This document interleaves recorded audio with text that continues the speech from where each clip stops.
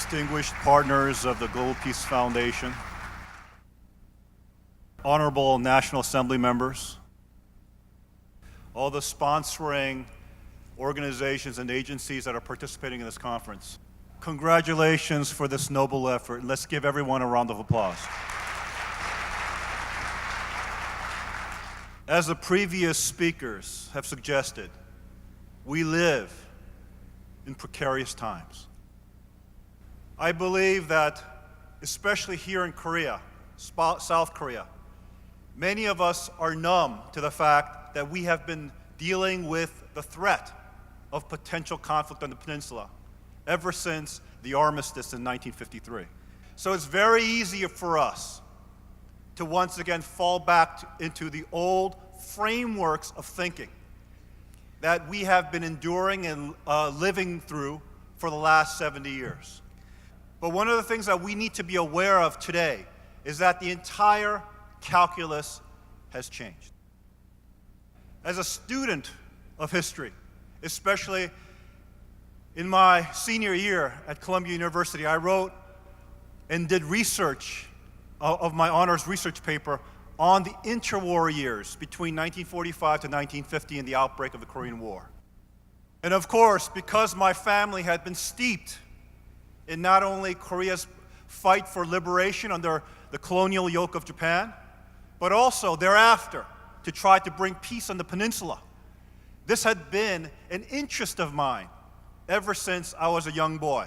And as a student, I earnestly sought to understand what was the fundamental issues that were arising after Korea achieved liberation from Japan. Because although Korea is an ancient civilization that goes back 5,000 years, for the last 70 years, the division of the Korean peninsula has been a reality that Koreans on both sides of the border, north and south, have been living with.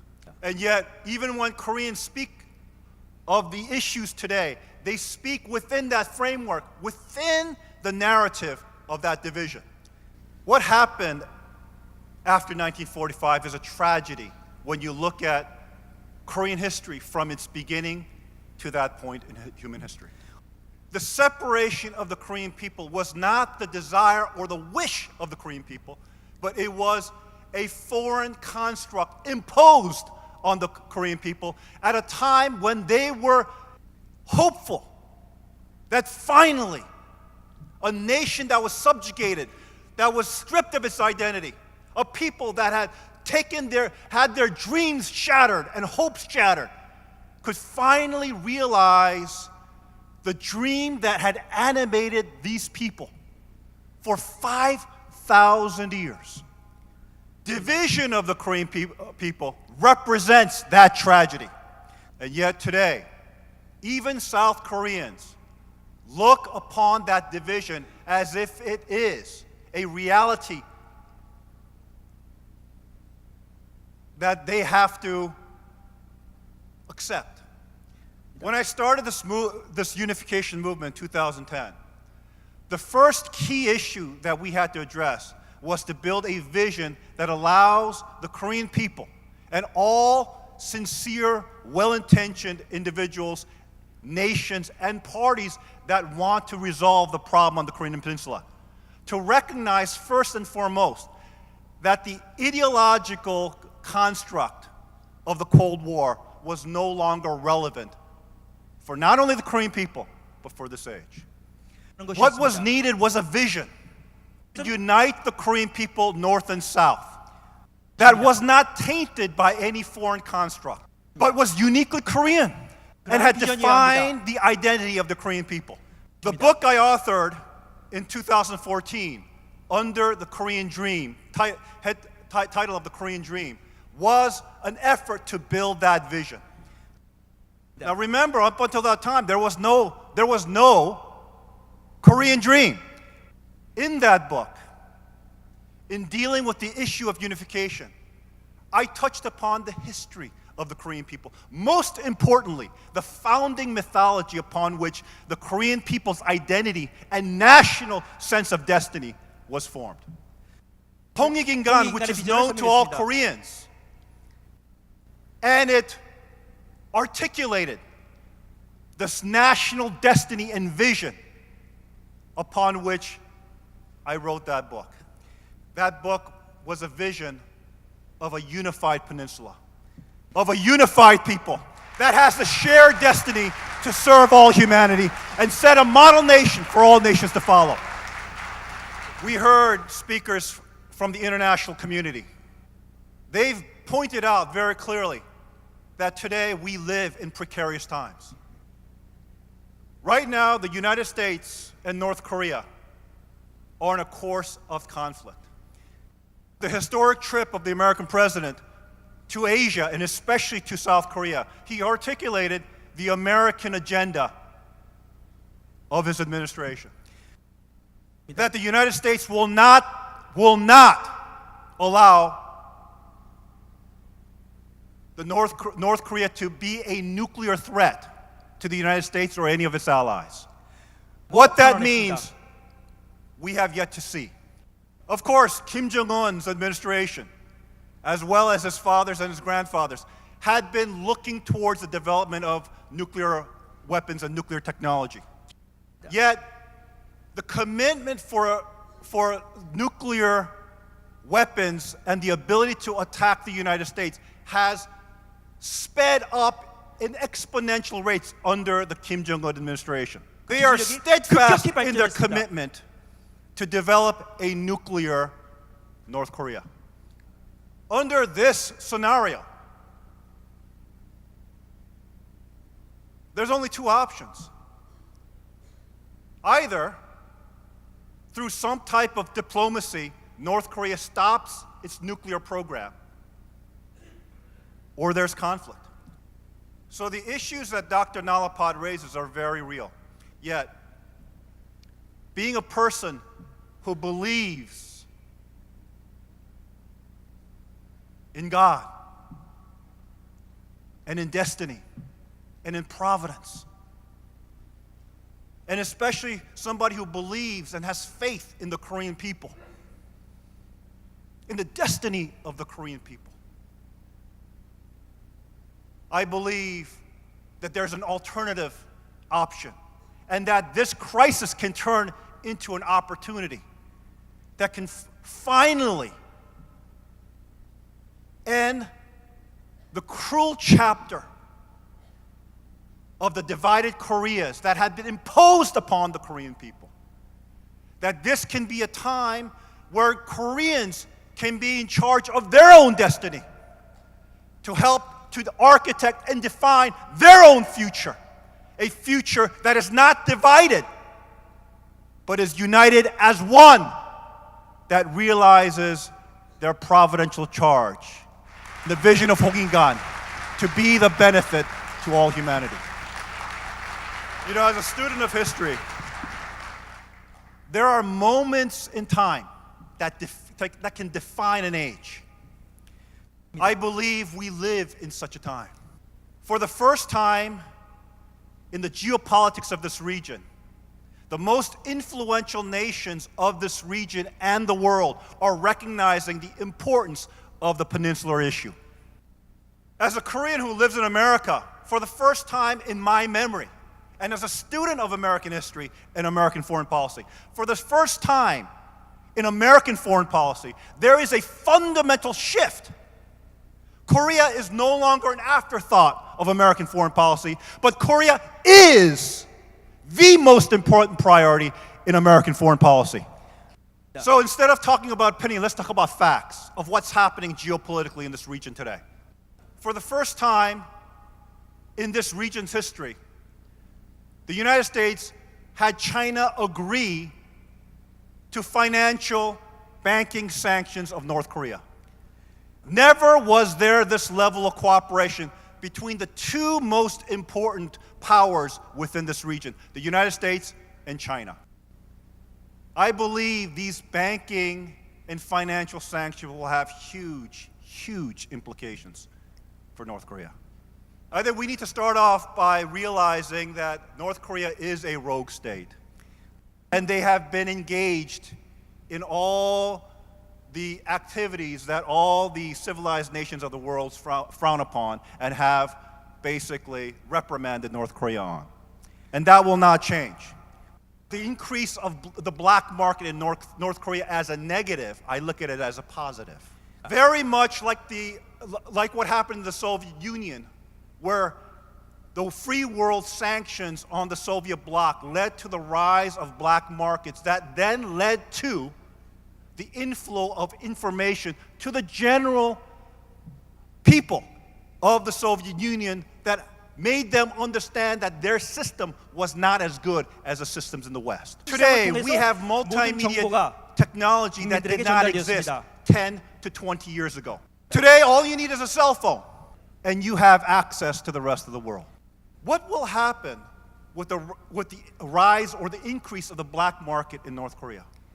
Every dictatorial regime, the thing that they fear of the most is not having control over their population.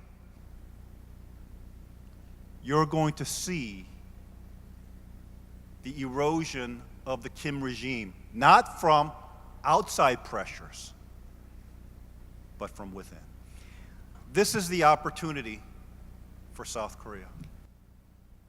The world is now watching the peninsular issue. Everybody is wondering how to move forward from now on. Even America's commitment to the denuclearization of the Korean Peninsula, they still haven't developed their policy yet. Everything is in the air. This is where the opportunity is. And that is why vision is so important.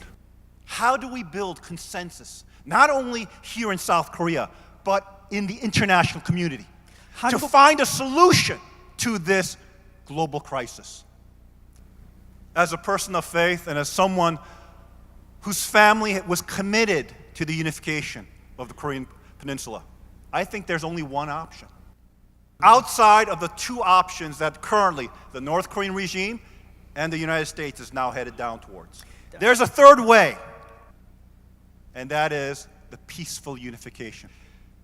If we understand that as an end goal, then we deal with the denuclearization issue, but more importantly, we close the chapter of the divided Koreas and open up a new chapter of a united Korean people fulfilling their national destiny in line with the 홍익인간 ideal to serve all humanity.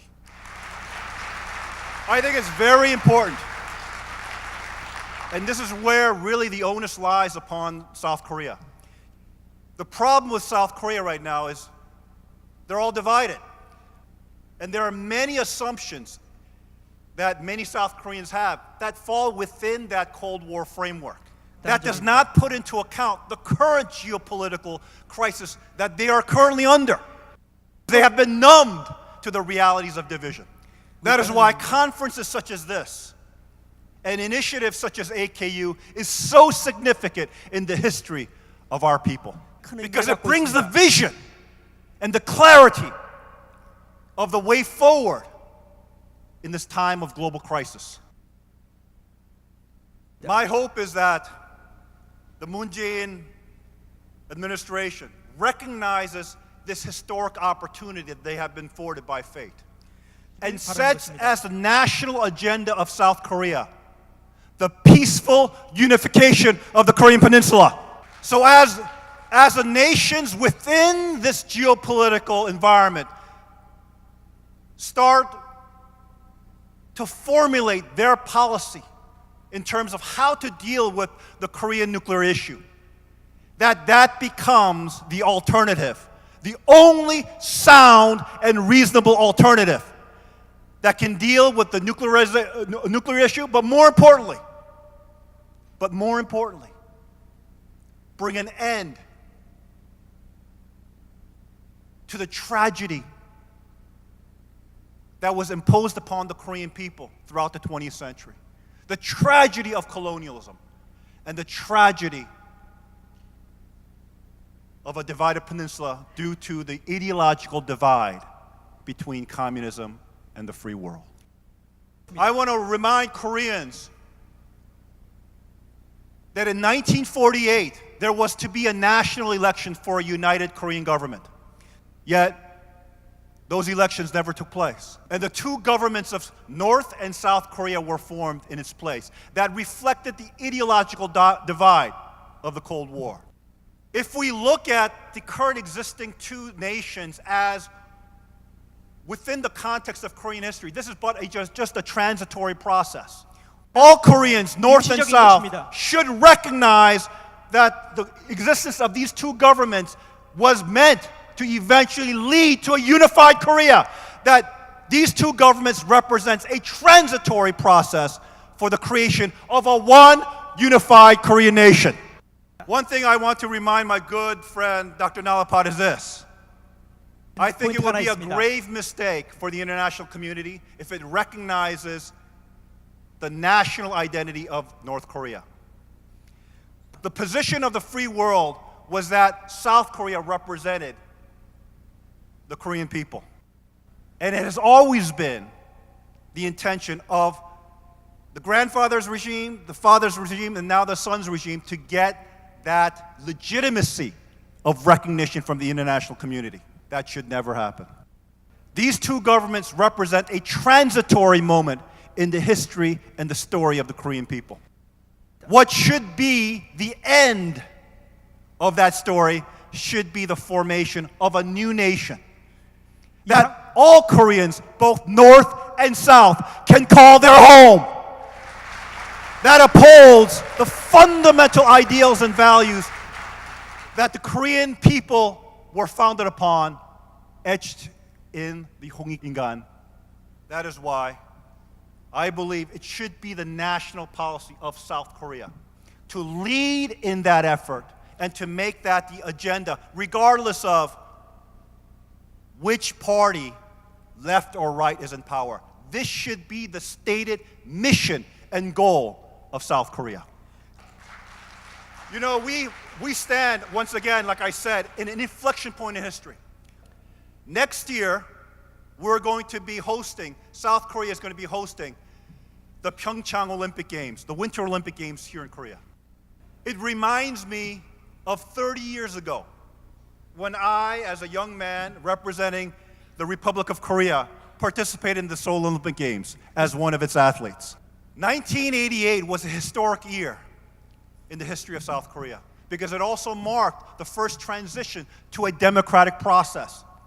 But more importantly, South Korea became the central point in which the world community, both the Soviet bloc and the free world, came together for the first time after the ban of the LA Games by the Soviet bloc and the ban of the Moscow Games by the United States and the free world.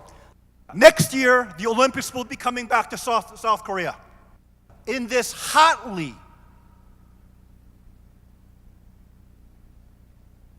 defined issue of the nuclear crisis on the Korean Peninsula. Once again, global attention is once again on the peninsula.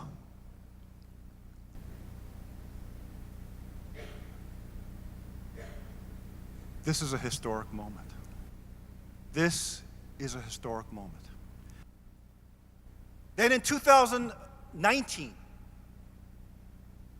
we celebrate the 30th anniversary of the end of the Soviet Union, or the historic representation of the end of the Soviet Union, which is the breaking down of the Berlin Wall, the wall that divided East and West.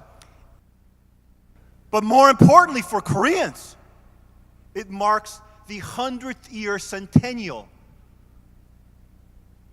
of the March 1st, 1919 movement for independence, from which the founders of both South and North Korea came from and were part of. So remember what I told you when I wrote my book, The Korean Dream, in 2014. I looked to history, to vision, to unite the two Koreas and bring them out of the Cold War framework that was imposed upon us. Better way to once again remind the Koreans of both Koreas, the hopes, the dreams, and the aspirations of the independent fighters that were seeking to develop a model ideal nation along the ideas of 홍익인간. One of the reasons why this can become a global phenomenon is because the March 1st, 1919 movement for independence inspired the nationalist movements for independence around the world, especially the young Mahatma Gandhi that later adopted the practices of the March 1st movement of nonviolent protest to lead to the national independence of the Indian people from British colonial rule. The Korean people laid a seed in the 20th century that should blossom in the 21st century and lead the world to peace by solving the most important geopolitical issue in the world today, which is the crisis on the Korean Peninsula. What better way to galvanize global opinion, and what better way for us as Koreans to reignite our sense of our Korean identity and our sense of our Korean destiny? So I want to invite all of you to participate in the 1K Global Campaign, tied to the centennial celebration of the independence movement that inspired and built the hopes of the Korean people and the development of a new Korean nation that can be inspiration to the rest of the world. Thank you very much.